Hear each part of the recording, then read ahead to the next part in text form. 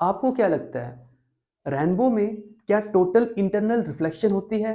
तो आज के टॉपिक में हम यही देखेंगे कि रेनबो में टोटल इंटरनल रिफ्लेक्शन होती है या नहीं होती है। तो आइए देखें आज का टॉपिक। लेट अस सपोज ये हमारे पास वाटर ड्रॉप है, सन से व्हाइट लाइट आ रही है।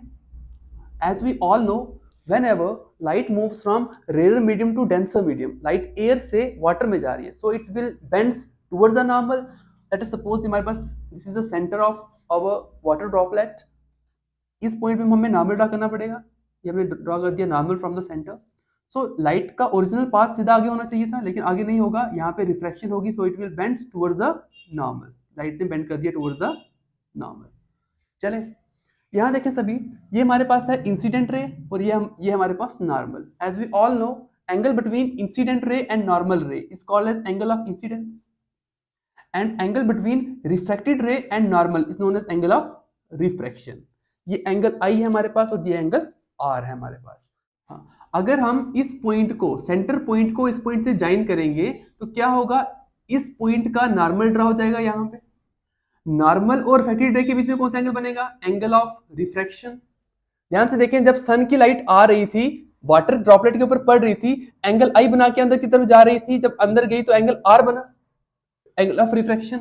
अब क्या हुआ, अगर मैं इसी रे ऑफ लाइट को अगर रीबैक करूं, क्या करूं, रीबैक करूं, तो क्या होगा, एंगल आर बन रहा है, तो एंगल आई पे ये रिफ्लेक्ट होकर बाहर निकलेगी। कन्वर्स भी तो ट्रू होगा।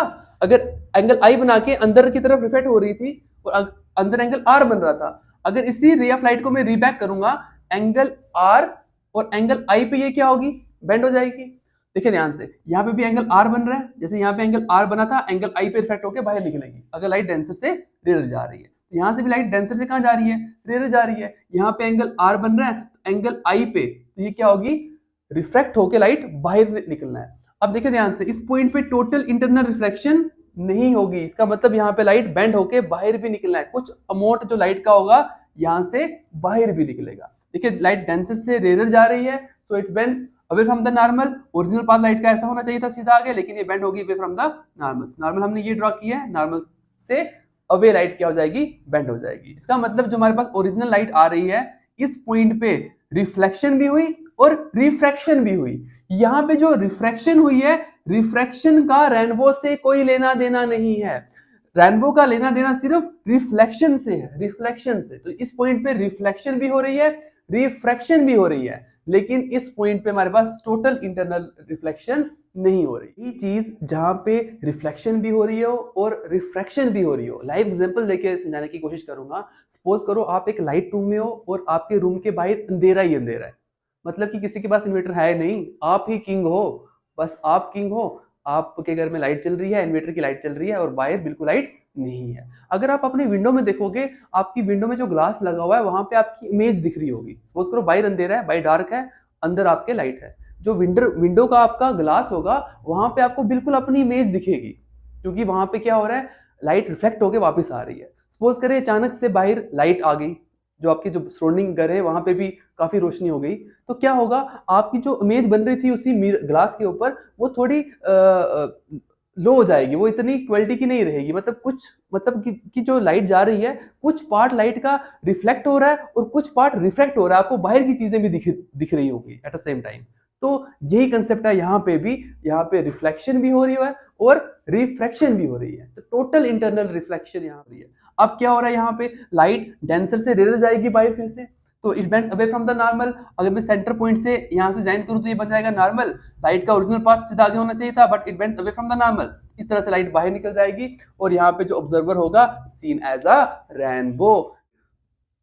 जब व्हाइट लाइट वाटर टैबलेट के ऊपर पड़ी, we know that white light consist of different 7 colours. तो यहाँ पे जब लाइट बेंड होगी तो डिफरेंट 7 कलर में बेंड होगी, हर एक कलर का अपना अपना रिफ्लेक्टिव इंडेक्स होगा। तो हमने सिर्फ एक ही लाइट को यहाँ पे शो किया हुआ है ताकि आपको यहाँ पे मिक्सिंग ना हो जाए फिगर में। आई होप आपको क्लियर हो गया है। रेनबो में टोटल इंटरनल रिफ्लेक्शन नहीं होती है, रेनबो में रिफ्लेक्शन होती है यहाँ पे, और कुछ अमाउंट जो लाइट का होता है वो यहाँ पे क्या हो जाता है, रिफ्लेक्ट हो जाता है। ये जो रिफ्लेक्शन का पोर्शन है वो उसको यहाँ पे रेनबो में कोई लेना देना नहीं है। अब देखिए जब यहाँ पे लाइट रिफ्लेक्ट हो रही थी, लाइट बेंड हो रही थी, यहाँ पे कुछ पोर्शन यहाँ पे भी हमारे पास रिफ्लेक्ट होगा कुछ पोर्शन लाइट का।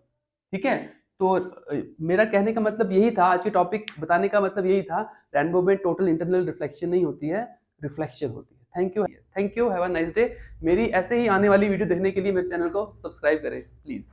Thank you. जी, जरूरी था।